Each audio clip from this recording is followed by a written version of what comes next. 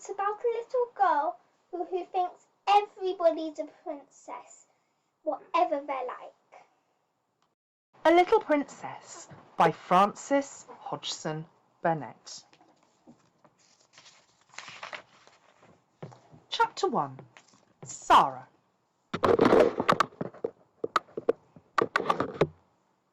Once on a dark winter's day, when the yellow fog hung so thick and heavy in the streets of London that the lamps were lighted and the shop windows blazed with gas, as they do at night, an odd-looking little girl sat in a cab with her father and was driven rather slowly through the big thoroughfares.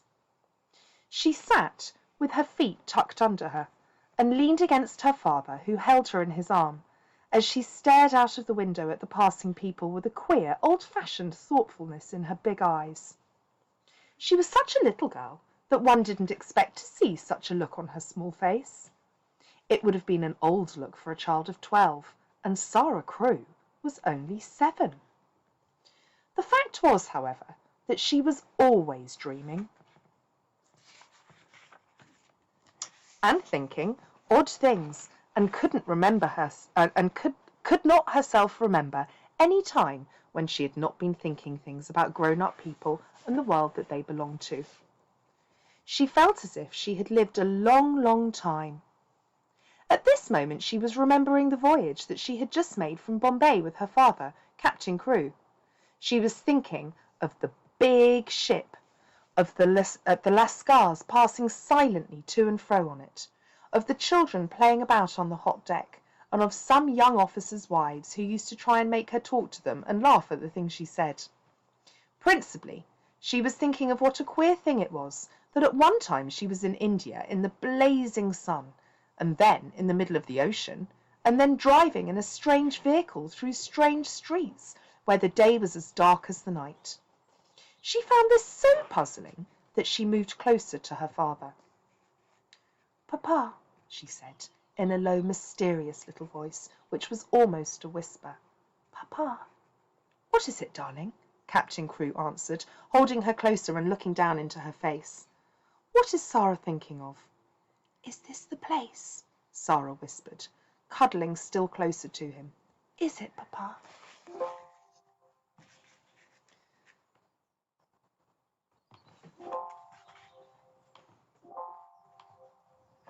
"Yes, little Sarah, it is.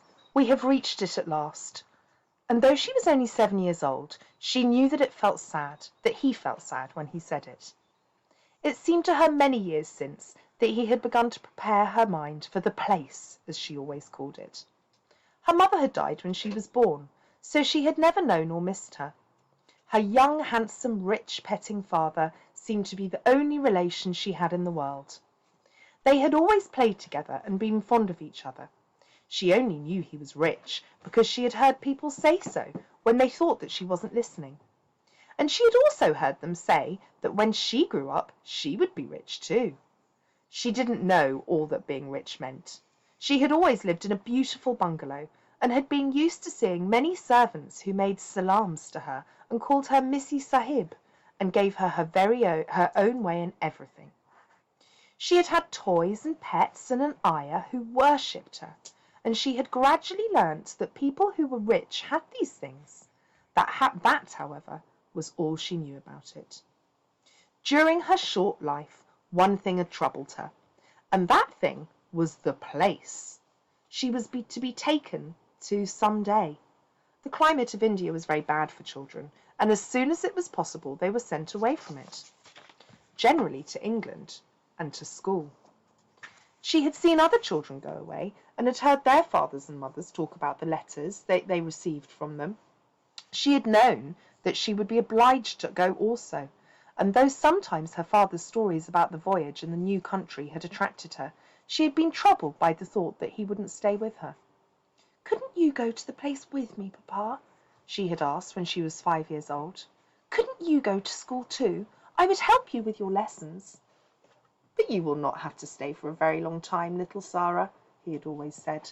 "You will go to a nice house where there will be lots of little girls, and you will play together, and I will send you plenty of books, and you will grow so fast that it will seem scarcely a year before you are big enough and clever enough to come back and take care of Papa. She had liked to think of that, to keep the house for her father, to ride with him and sit at the head of the table when he had dinner parties, to talk to him and read his books. That would be what she would like most in the world. And if one must go away to the place in England to attain it, she must make up her mind to go. She didn't care very much for other little girls, but if she had a party of books then she could console herself. She liked books more than anything else, and was in fact always inventing stories of beautiful things and telling them to herself. Sometimes she had told them to her father, and he had liked them as much as she did. "Well, Papa," she said softly, "if we are here, I suppose we must be resigned." He laughed at her old-fashioned speech, and kissed her. He was really not at all resigned himself, though he knew that he must keep that a secret. His quaint little Sarah had been a great companion to him, and he felt that he should be a lonely fellow when on his return to England he went into his bungalow, knowing he need not expect to see the small figure in its white frock come forwards to meet him. So he held her closely in his arms as the cab rolled into the big dull square in which stood the house which was their destination. It was a big dull brick house, exactly like all the others in its row, but that on the front door there shone a brass plate on which was engraved in black letters, "Miss Minchin, Select Seminary for Young Ladies." Yeah,